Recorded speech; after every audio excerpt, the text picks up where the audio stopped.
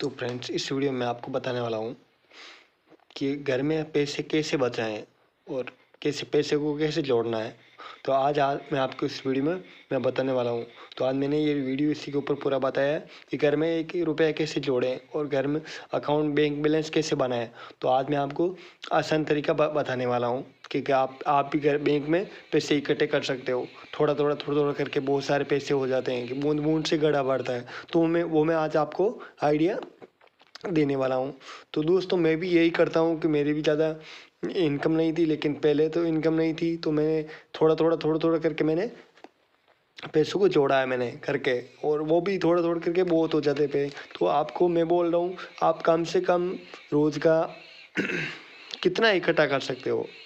आप कम से कम मैं बोलूँ तो आप कम से कम 100 रुपये तो मैं रोज़ का इकट्ठा कर सकते हो ना।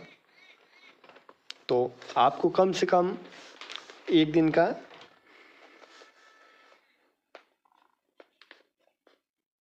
एक दिन का 100 रुपये, आप कम से कम एक दिन का 100 रुपये तो होगा आपको। तो 30 दिन के होगा, 30 दिन का 3,000 रुपये हो जाएंगे आपके पास। जब आपके पास 30वां दिन होगा उस दिन आपके पास कितने होंगे? 3,000 रुपये होंगे आपके पास। 3,000 रुपये हो जाएंगे उस दिन। उसके बाद आपको जब एक महीने के बाद में आपके पास 3,000 रुपये हो जाएंगे, जब आपके पास दूसरा महीना होगा तो दूसरे महीने आपके पास 6,000 हो जाएंगे। तो अब मैं आपको अगर हर महीने आप 100 रुपये इकट्ठा करते, आप एक बार मतलब कमेंट कर लो दिमाग में कि हमें तो रोज़ 100 रुपये रखना ही है साइड में, किसी हाल में हमें तो 100 रुपये साइड में रखना है और इनको इकट्ठा करना है रुपये।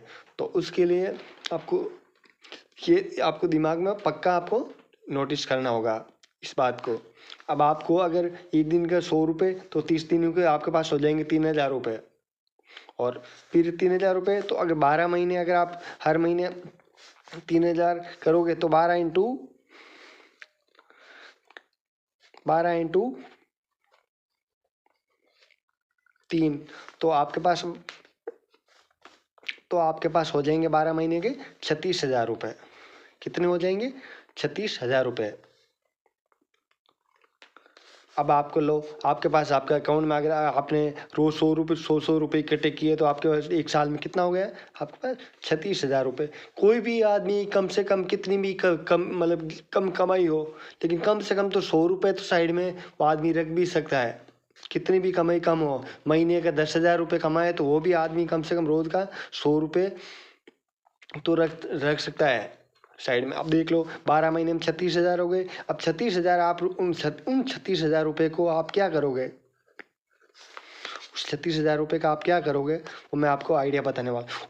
उस 36,000 रुपये को आपको पता ही गाँव में जो ब्याज चल रहा है वो 2 रुपये का मिति के हिसाब से ब्याज चल रहा है ना। उस 36,000 रुपये को किसी को आप ऐसे तो आप किसी को उधार मत दो को, तो उसकी थोड़ी बहुत तो मतलब व्यवहार अच्छा होना चाहिए पैसों का, लेन देन का।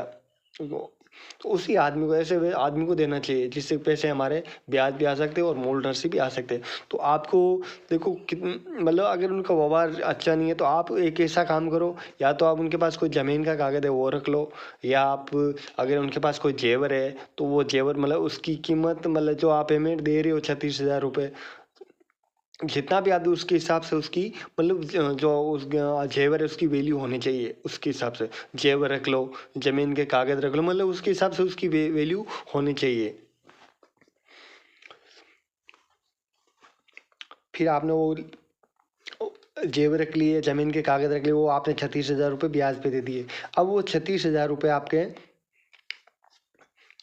दोगे, आप महीने का ब्याज कितना होगा उनका? महीने का ब्याज होगा उनका 720 रुपये महीने का होगा। अब वो जो आपने 36,000 रुपये एक साल के लिए 100 रुपये इकट्ठे किए, वो देखो हर महीने आपके 720 रुपये हर महीने ये पैसे कमाने लगा है और आपकी मूल राशि पड़ी है। आप देखो आपके जब आप हर महीने एक तो आप 100 रुपये रोज रखोगे वो इकट्ठे हो जाएंगे, और फिर बाद में आपके हर महीने में ये 720 रुपये आते रहेंगे तो महीने का कितना होगा। अब देख लो आप 720 इंटू 12 कितना होगा।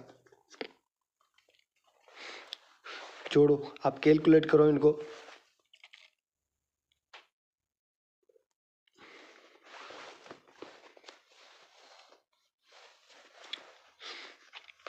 वो आपके पैसे हो जाएंगे 8,640 रुपये।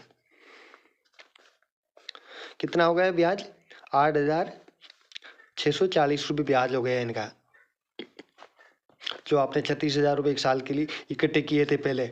और वो जब आपने एक साल के 8,640 रुपये दिए हो गए, फिर आपके दूसरी साल आपके पास हो जाएंगे 36, तो वो हो गए